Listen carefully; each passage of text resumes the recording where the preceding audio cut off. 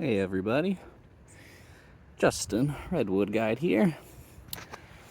Not sure how much the color is coming out, but I'm walking through a seasonal wetland, you might call it, out here in the dunes. And just the color of these puddles each year, getting a little murky over there, but it's this really deep red, deep rusty red.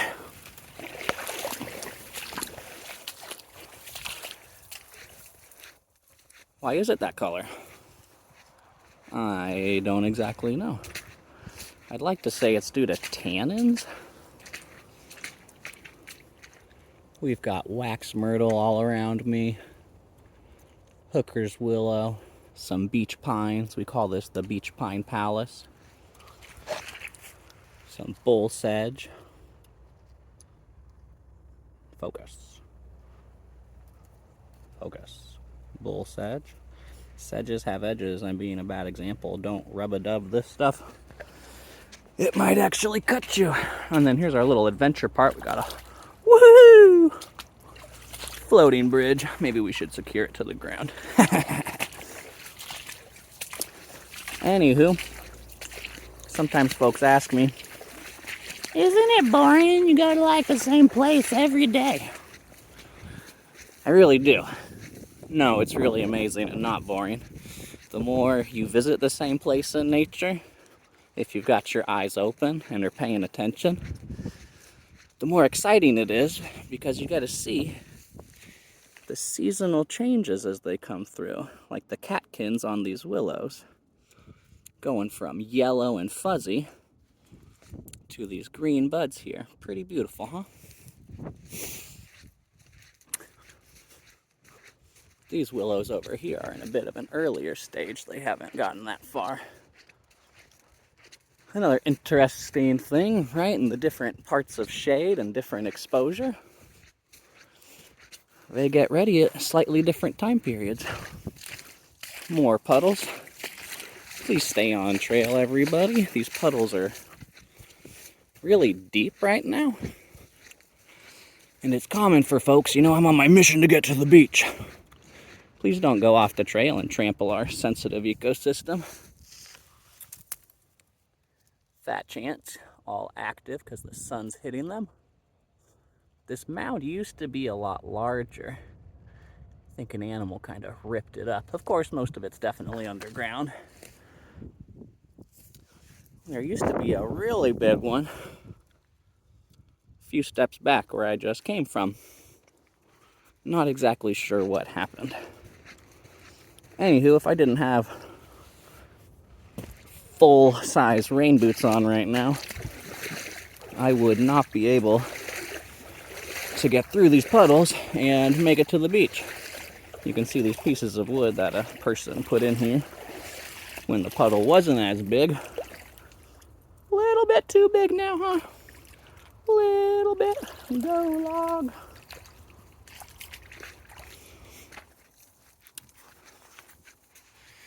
Gorgeous trail though, isn't it?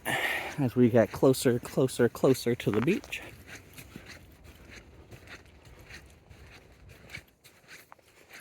This dune here still needs some more work, but has much less invasive species on it than it used to. And most of this low-growing herbaceous species is called bearberry, otherwise known as kinnicknick, a wonderful local species that we find out here in our dunes quite a lot.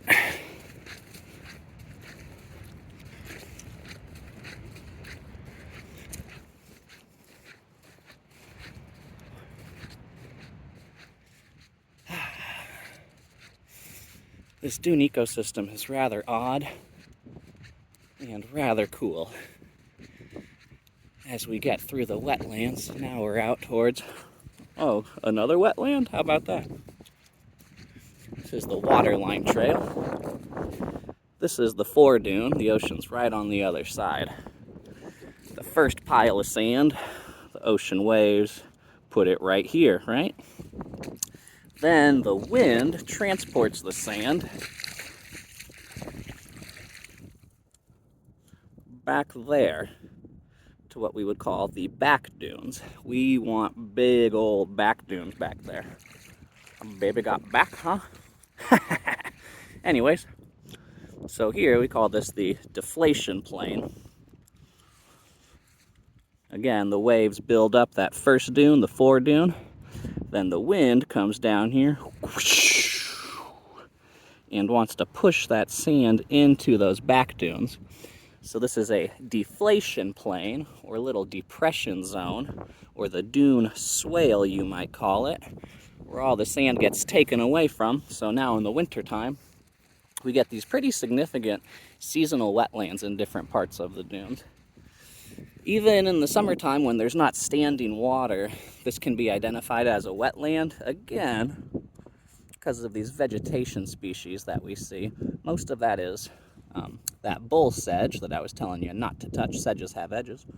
But that stuff a little bit further that looks like grass in the water, that is, oh my goodness, sedges have edges and rushes are round. That's our dune rush. Here's some more of it here, just growing right on the trail where it's still pretty wet. These are last year's flowers, but they're actually beautiful little flowers. They make these pink, they kind of look like spirals. Trust me, I'll try to find one when they're actually fresh and blooming, so you can see those spiral flowers. There's all of our endangered Humboldt Bay wallflowers. Those bright yellow ones.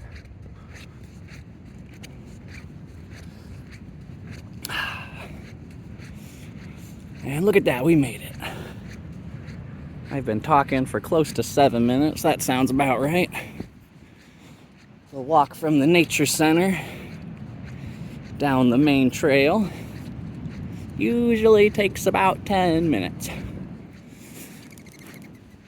Morning dove just flying off there. Morning as in sad. M-O-U-R-N-I-N-G, morning dove. Oh boy, has the tide and surge been awesome lately. Oh boy, look at all those seashells. The beach is plastered in seashells.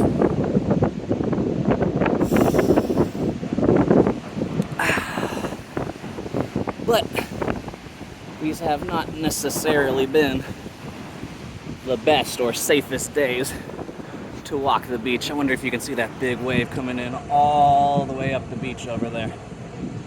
Big as in distance that it traveled, not necessarily big as in tall. You know, we all think these tsunami and sneaker waves are gonna be like in the movies, 100 feet tall! Usually they just go really, really, really far up the beach. And the sketchy thing is you can see all those large chunks of wood. They did not appear here magically. We did not place them there. The wood gets thrown up the beach by these big waves. And to get hit with a log like that, even though the wave might not be very tall, we are weak, frail little humans. And that can be a significant bummer. Well, I hope you can come out here and check it out. It's pretty epically amazing being on such a pristine, gorgeous, open beach. I don't see anyone around. Beautiful day. Welcome to Humboldt.